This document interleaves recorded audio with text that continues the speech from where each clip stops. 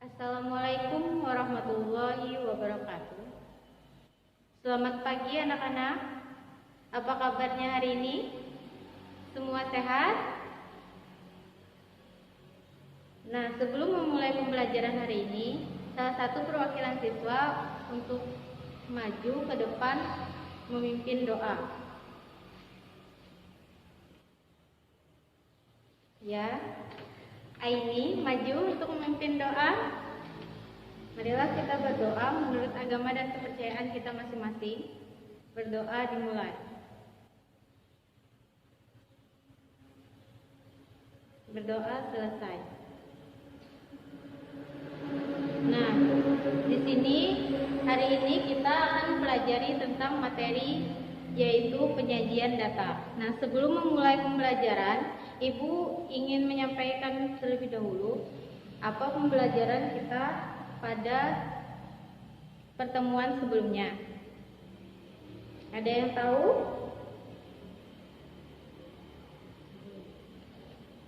Nah, tujuan pembelajaran kita hari ini adalah yang pertama adalah mengenal cara mengumpulkan data. Yang kedua, mengolah dan menyajikan data dalam bentuk tabel frekuensi. Nah, materi pelajaran kita hari ini adalah mengenal data dan jenis-jenisnya. Yang kedua, mengolah data dan menyajikan data dalam bentuk tabel frekuensi.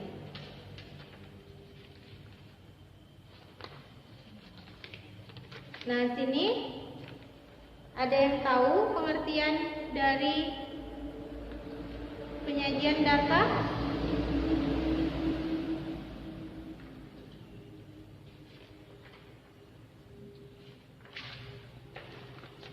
Nah, sebelum kalian mengumpulkan informasi tentang penyajian data, kalian harus tahu apa itu pengertian dari penyajian data. Jadi penyajian data itu adalah penyajian data dalam bentuk tabel frekuensi. Tidak hanya itu saja, penyajian data juga bisa secara langsung. Ada 3 cara mengumpulkan data. Yang pertama adalah penyajian data. Materi kita hari ini adalah penyajian data.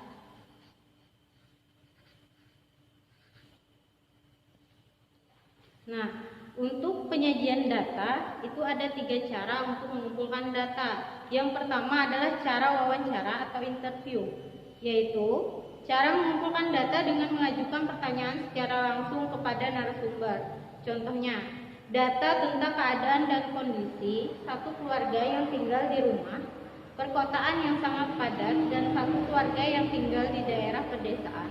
Maka kalian dapat mendatangi kedua keluarga tersebut dan melakukan wawancara langsung kepada anggota keluarga di masing-masing daerah tersebut.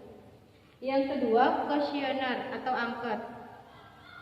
Nah, cara mengumpulkan data dengan mengirim daftar pertanyaan kepada narasumber. Contohnya, untuk mengumpulkan data tentang acara televisi yang disukai dan yang tidak disukai pada jam tertentu oleh masyarakat di wilayah RT 5. Karena dapat membuat angket yang berisi pertanyaan yang berkaitan dengan acara televisi yang disukai dan yang tidak disukai pada jam tertentu. Nah, yang ketiga, observasi atau pengamatan adalah cara mengumpulkan data dengan mengamati objek atau kejadian. Contohnya, data tentang tinggi badan dan berat badan dalam satu kelas. Kalian dapat melakukan pengamatan dari kegiatan pengukuran tinggi dan berat badan masing-masing siswa dalam satu kelas. Nah, berdasarkan cara memperolehnya tadi, data dapat dibagi menjadi 2, yaitu sebagai berikut. Yang pertama, data primer, yang kedua, data sekunder. Nah, data primer adalah data yang diperoleh secara langsung dari sumbernya. Contoh, data banyak anggota keluarga dan dengan melakukan wawancara dari sumber data mata pelajaran yang disukai dengan memberikan angket kepada siswa, data tinggi badan dengan melakukan pengamatan pengukuran tinggi badan. Nah, yang kedua, data sekunder, yaitu adalah data yang diperoleh secara tidak langsung. atau diperoleh dari pihak lain. Nah, contoh dari data sekunder tadi yaitu seperti data tentang nilainya kurs rupiah diperoleh dari BPS atau Badan Pusat Statistik. Nah, data banyak siswa SMP dalam satu kabupaten atau kota diperoleh dari Dinas Pendidikan. Data banyak penduduk pada satu desa diperoleh dari informasi di kelurahan setempat. Nah, tadi penyajian data. Nah, sebelum kita membahas tentang penyajian data, kita harus tahu dulu macam-macam penyajian data dalam bentuk tabel atau daftar. Sebagai berikut. Yang pertama itu adalah tabel baris kolom. Nah, tabel baris kolom ini biasanya digunakan untuk data yang terdiri dari beberapa baris dan satu kolom. Yang kedua, tabel kontingensi namanya. Nah, tabel ini biasanya digunakan untuk data yang lebih dari satu kolom.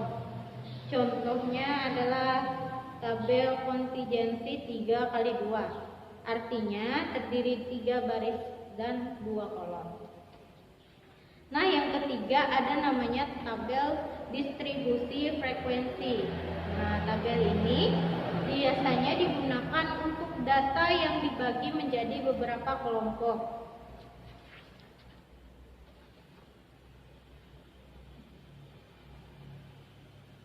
Nah, di sini Ibu akan menjelaskan tentang yang pertama tadi, tabel baris kolom. Tabel baris kolom.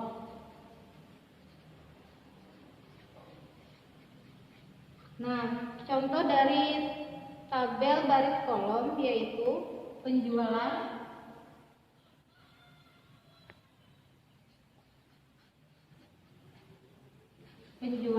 mobil perusahaan,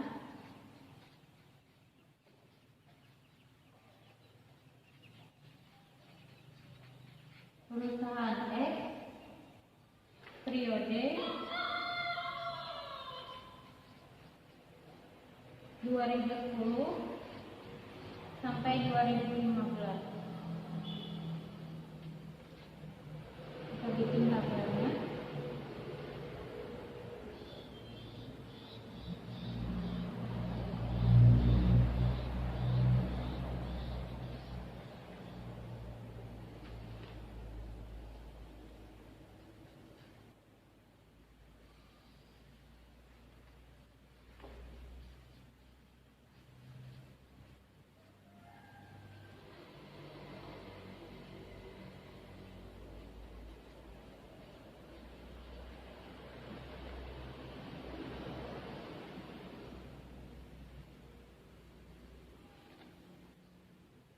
Buat pada tahun 2011.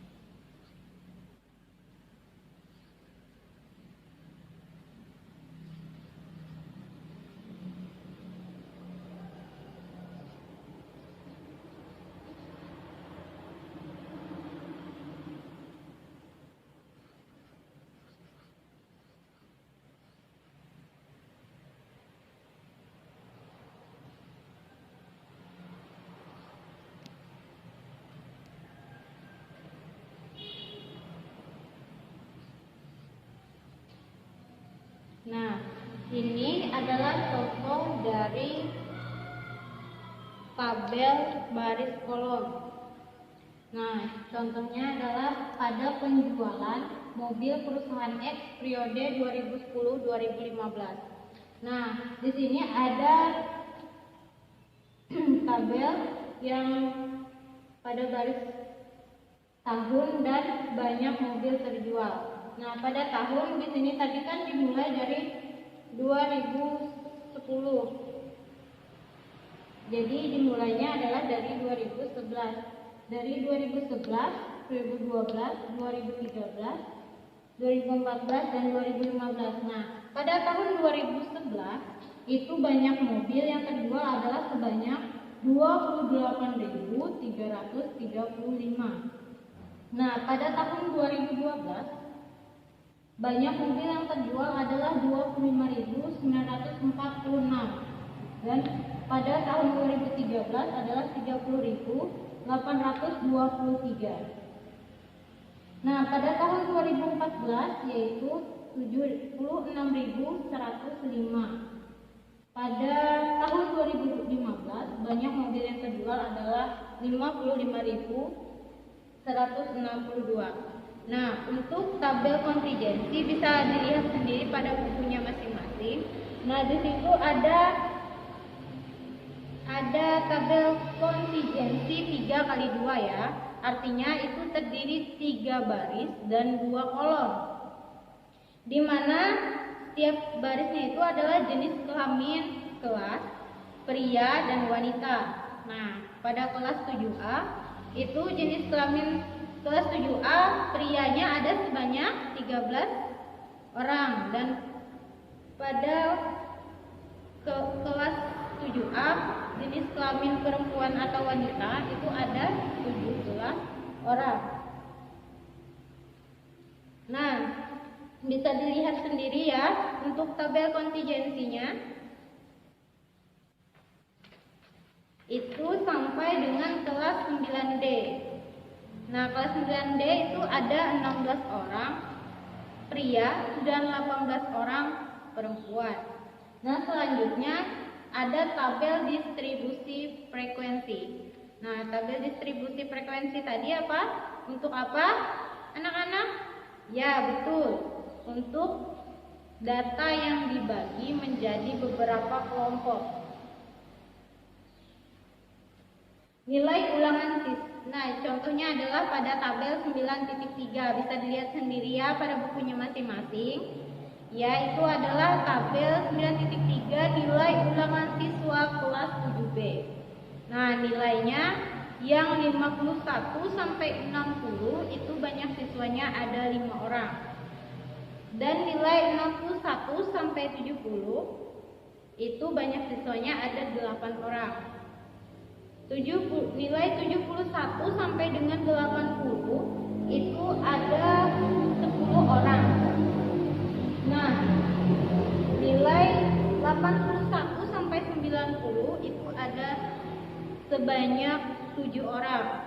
Dan nilai 9 sampai 100 itu adalah sebanyak 10 orang. Jadi jumlah siswa itu bisa kita jumlahkan banyak siswa yang memperoleh nilai tadi.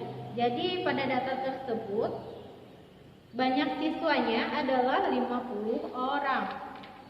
Nah, selanjutnya Ibu ada lembar kerja ini tentang materi penyajian data. Nah, sebelum mengerjakan di sini Ibu ingin menjelaskan kompetensi intinya.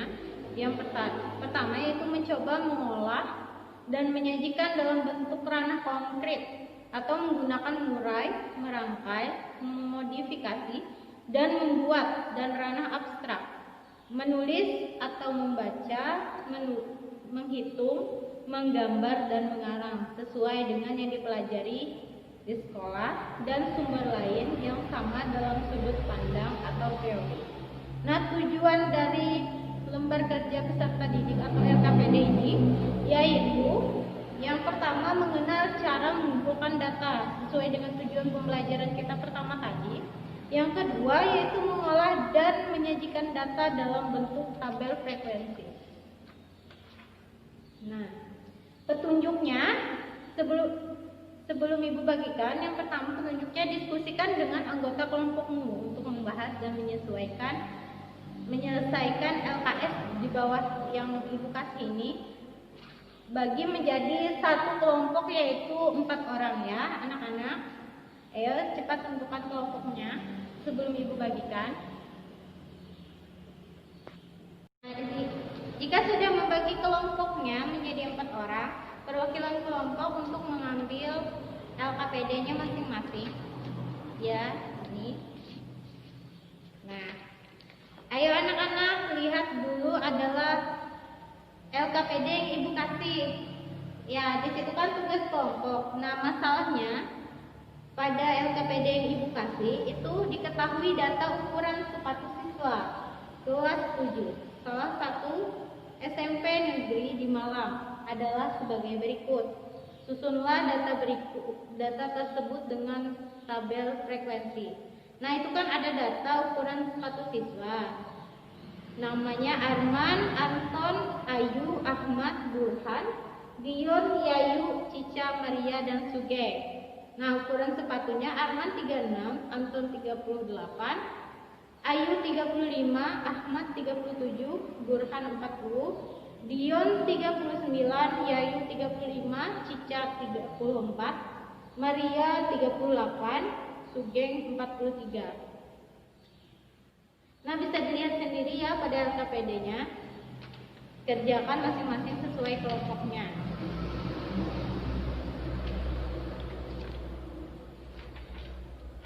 Jika sudah, ayo segera dikumpul anak-anak. Jika sudah berdiskusi dengan teman-temannya, sudah menemukan jawaban, silahkan dikumpul untuk jawabannya.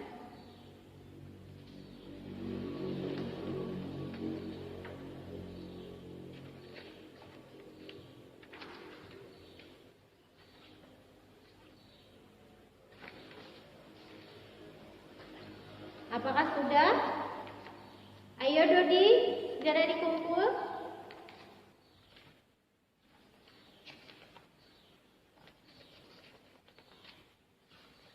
Yang belum dikumpul, ayo segera dikumpul. Ibu tunggu 2 menit lagi.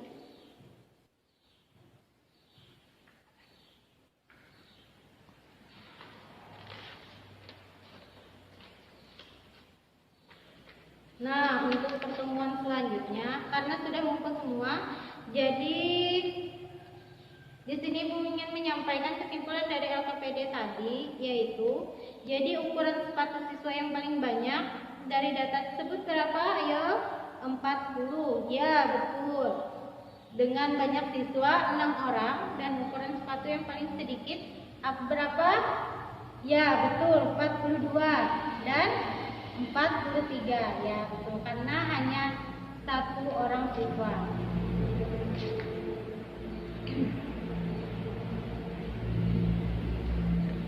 Nah, dari data tersebut yang banyak ukuran 34 ada berapa siswa? Ya, betul, 2 siswa. Ukuran sepatu ukuran 35 ada berapa siswa? 35 ada berapa siswa? Ayo. Ya, betul, 3 siswa. Nah, selanjutnya berarti semua sudah bisa ya menemukan data hari ini. Membuat data tabel frekuensi namanya. Nah, nanti kerjakan halaman yang selanjutnya ya anak-anak, pelajari lagi materi yang akan kita pelajari minggu depan. Dan jangan lupa minggu depan Ibu akan tetap mempertanyakan materi yang telah Ibu sampaikan hari ini dan telah kita pelajari hari ini. Nah, sebelumnya ada yang ingin bertanya sebelum kita mengakhiri pembelajaran hari ini? Yang kurang mengerti tentang pembelajaran kita hari ini, Ibu persilahkan untuk bertanya. Ayo anak-anak, ada yang ingin bertanya?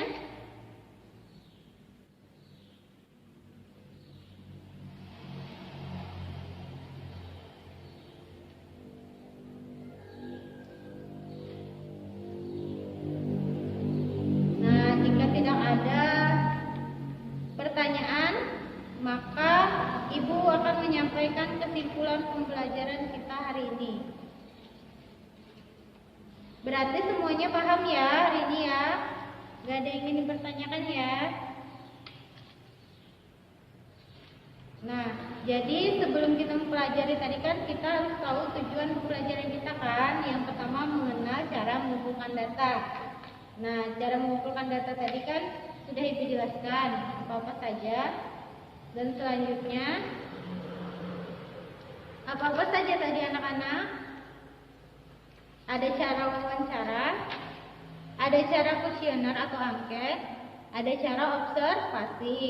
Nah, dari situ kita dapat menentukan data itu tadi menjadi dua kesimpulannya, data primer dan data sekunder. Nah, dan macam-macam penyajian data tadi kesimpulannya apa? Ada tiga: tabel baris kolom, tabel kontingensi, dan tabel distribusi frekuensi. Nah, yang kita kerjakan di LKPD tadi cara membuat tabel distribusi frekuensi ya. Nah, sebelum mengakhiri pembelajaran hari ini, perwakilan siswa untuk membacakan doa sebelum pulang. Ya, Aini, ayo maju. Berdoa menurut agama dan kepercayaannya masing-masing. Berdoa dimulai. Berdoa selesai. Terima kasih Aini telah mewakilkan teman-temannya untuk memimpin doa di depan. Ya, hari ini karena tidak ada pertanyaan, Ibu akhiri pembelajaran hari ini. Terima kasih. Semoga semua selalu sehat walafiat. Wassalamualaikum warahmatullahi wabarakatuh.